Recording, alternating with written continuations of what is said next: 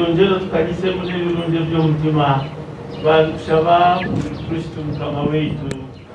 the final fundraising of the Kabale Diocese Bishop's Annual Appeal Fund, Baaf 2021 at Lushoza Cathedral yesterday, a lot of people from the districts of Kigezi converged to contribute to the bishop's call aiming at developing the diocese.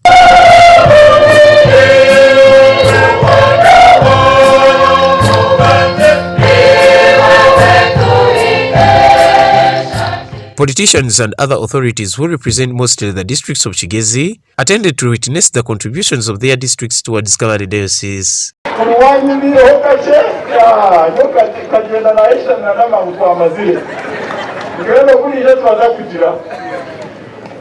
Church authorities and some other politicians showed their dissatisfaction of the delay of the works on the 2.4-kilometer road that links Kabale Diocese headquarters with Kabale Katuna Road. The works of this road are behind schedule. So far, only 10% of the works have been completed. This road is supposed to be completed in May, but only 10% has been completed, leaving 90% to be completed by May. We want you to use your clout as the Vice President to make sure that this road is completed in time. However, the Minister of ICT and National Guidance, Honorable Chris Magyomunsi, blocked this, saying that his office is aware of such a delay, which made him raise the constructions company to answer some questions. When the complaint was raised that there is a delay, I called the contractor because we contracted it when I was still in the Ministry of Land, so I know the history and details.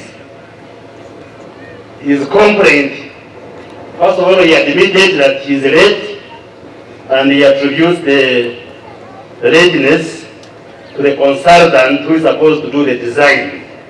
That he was supposed to hand over the design in August, but he just handed it over on the 17th of December, and there were some issues sorted out.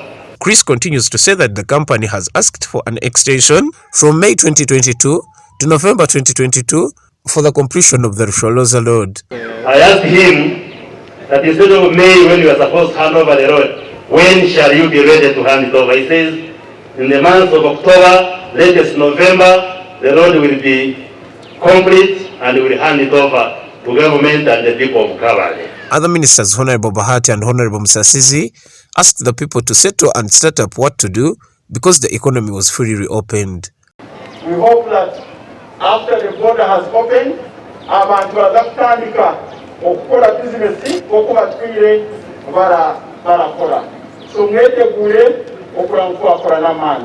Twire economy kinjire nenda kubanjulira muhatiya twayigwire buryo omwe wena ebyabira arakora hata abantu bino bugabe economy igwire. Representing the President of the Republic of Uganda, Yoweri Museveni, the Vice President, Her Excellency Jessica Alupu, asked leaders to sensitize people on how they can get back to trade as the Uganda-Rwanda-Gatuna border is going to resume its operations. Alupu also continues to ask the leaders to preach a message of hope to ensure people near the border can get back to their initial works. It is now confirmed that tomorrow the border between Uganda and Rwanda is going to be open officially.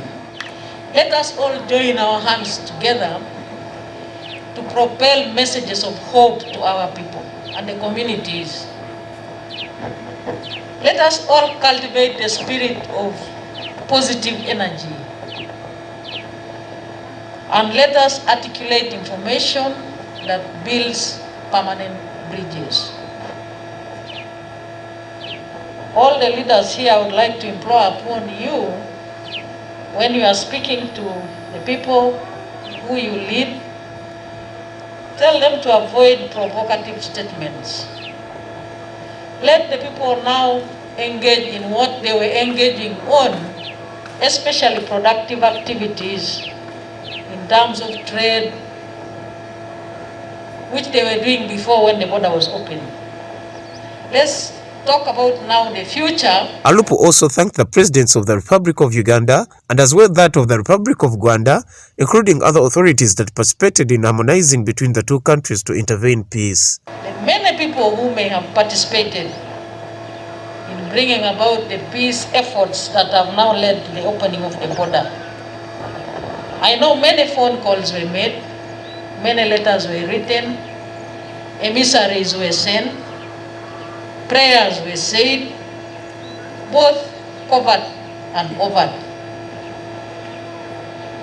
Those efforts have borne fruits, and I would like to thank those who participated in those processes. But most especially, let me thank His Excellency, General Paul Kagame, the President of the Republic of Rwanda, and General Yoweri Kaguta Museveni, the President of the Republic of Uganda, who were the initiators of that process. 1.8 billion was the general total of the money collected towards the Bishop's Annual Appeal Fund, Baaf 2021, and it's aiming at setting up a commercial structure in Rukungiri District that will be occupied by Centenary Bank. That the contributions are secure and will be put to good use. I know when we budgeted at 2.5 billion, many people came to me and said, but Dr. Ngatejiza, ichombeko kachiri ekimu kwise muraranza in the form it is, maybe it could be costless. Indeed, we hope it will cost less. With the guidance of the Bishop and his advisors and the engineers within the diocese, I want to assure you that all will be done to ensure that we get value for the money. Nobati Nyamachi for Stories TV.